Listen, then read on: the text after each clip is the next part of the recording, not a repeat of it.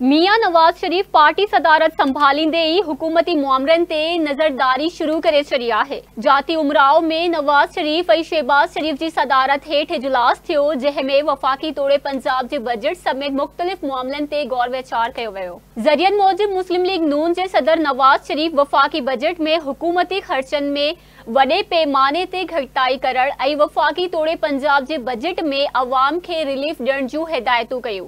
ज़रियन मूजिब इजलास में सवाल उथारियो वियो त IMF की सख्त निगरानी और शर्तुन बावजूद अवाम के रिलीफ कीअं मुमकिन है। ज़रियन जो इहो भी चवण है त वफाकी तौर पंजाब के बजट के नवाज शरीफ के क्लियरेंस खां पोइ हतमी शक्ल ॾिनी वेंदी। इजलास में वज़ीर आज़म शहबाज शरीफ के 4 खां 8 जून ताईं चीन जो दौरो करण की भी तजवीज़ ॾिनी वई। वज़ीर आज़म के चीनी दौरे की सूरत में वफाकी बजट तजवीज़ कयल 7 जून बदिरां 9 या 10 जून ते पेश थियण जा इम्कान आहिनि।